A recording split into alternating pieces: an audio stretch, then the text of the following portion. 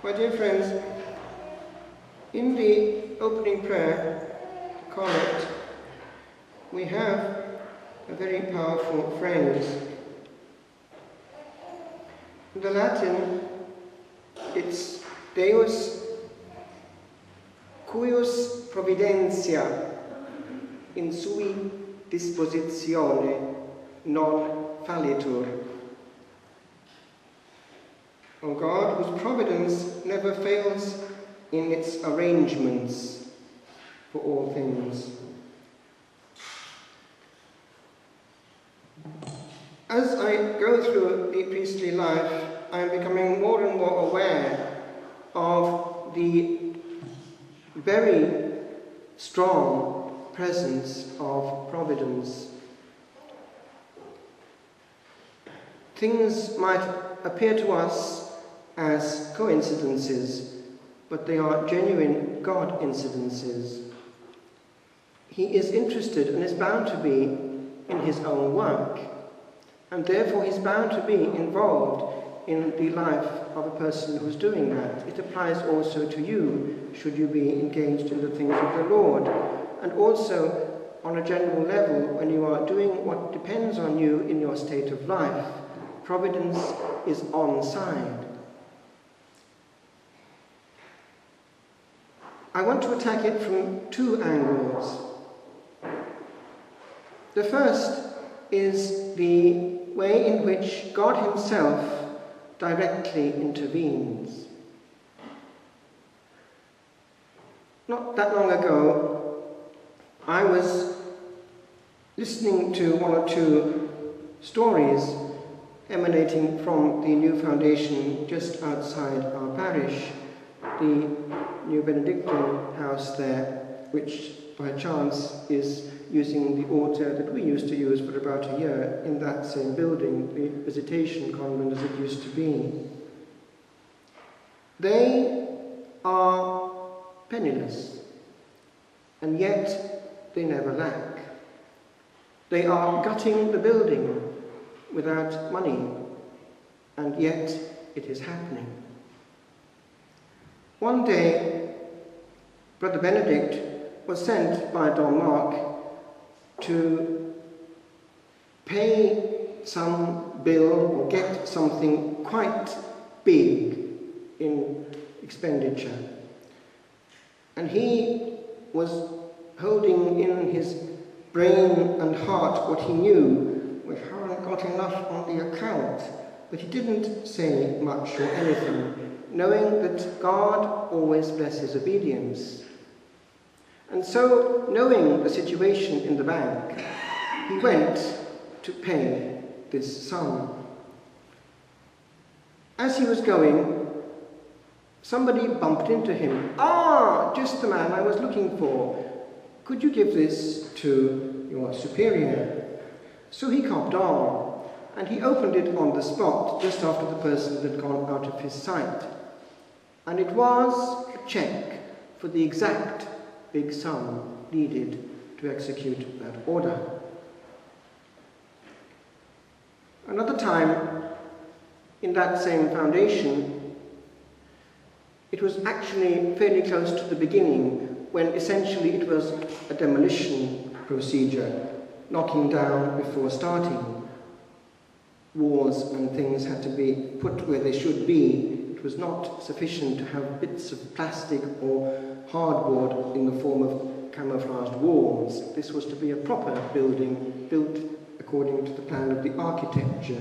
And therefore there were big chunks of rubble and all that can go with it to be put in skips. And we're talking about double skips, not the usual ones, but colossal affairs. And there were about 12 of them, one after the other, to be filled. A lot of money. And they hadn't any of the same. One day, when it came to paying this colossal big sum, the gentleman who was responsible for the firm using and disposing of these skips appeared at the doorstep and said, "Well, look, Father," because he was due for his bill. "It's like this. Last night I had a dream, and it was sort of a living dream. not the usual kind. And it was told me in this dream, you are not to ask that priest to pay for this job. So here we are, it's yours, all the work that I've done. Just say a prayer for me and we're quits. So off he went with himself, and Don Mark just praised the Lord, who was never short of means. That is material providence, but there is also spiritual providence, the Lord dropping hints that he's not forgotten us. Sometimes we feel abandoned and nothing is working. We're left in the siding, and who cares? One day, a friend of mine, actually the person who really looks after me, keeps an eye on things in the hermitage and calls to see what's going on, to make sure there's nothing missing. This person wanted really to get to a prayer meeting, but was doing her work conscientiously, and at the time was cooking. That was her job at the time. And Eddie Stone, whom you probably know, or at least know about, was in the area having a session, and she dearly wanted to go.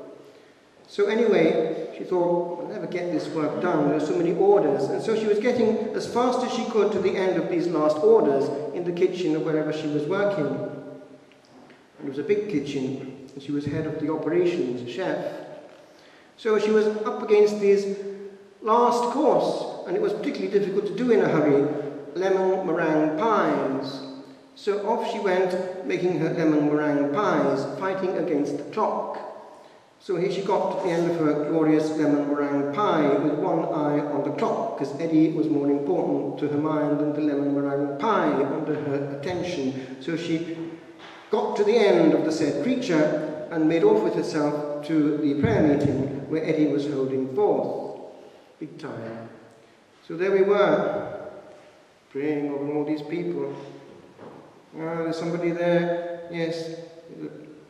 Hard situation, there's cancer there, yes, there's peritonitis there, there's a broken leg there, that's going to be healed, yes, there's somebody down there, I can see coming up here, I can see coming up here, a lemon meringue pie! So she only kept that under his bonnet, and off he went with his future problems there to be sorted out. And at the end, you see, my friend went up to him and said, well, look, Eddie, that lemon meringue pie was for me. What was that about? Ah, he said, the Lord hasn't forgotten you. Do you see how delicate he is? He knows what you're at. And it's like that. He remembers our lemon meringue pies. But there is more. It just hit me yesterday. I was in Scotland, and it was like this. I was asked to do something, but I'll have to put something before I get to that, and it's this. Some months ago, a close friend of mine was with me, and as young people are nowadays, sometimes it's difficult to get them to move. So I was with him listening to what he was saying, and this strong prompting came to me. This is the other side of providence. God actually directly intervening when it comes to inspiring and pushing what we call nudges. Listen to your nudges.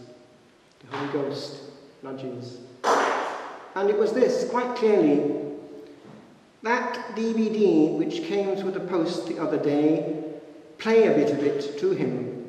So it was, of course, a bit of actually the Beatles, a film that had been sent to me there from somebody who since has died. He'd downloaded this and sent it down to me. And it was just one song that I felt he had to listen to carefully and to analyze the words. It was, you're going to lose that girl. And he listened. And as a result, he went off and proposed. And yesterday I was doing the marriage in Scotland, a mixed marriage with the Protestant minister. And do you know that when it came to the wedding breakfast, the father got up and said, this is all due to the Beatles. And that song was quoted. All because it was the right time just to let the Lord use something banal and yet, in his name, powerful.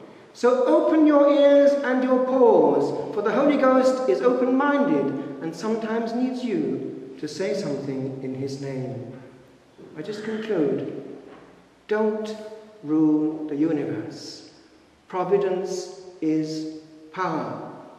Abdicate and abandon yourself to the one who made you and knows better than you how to rule the world.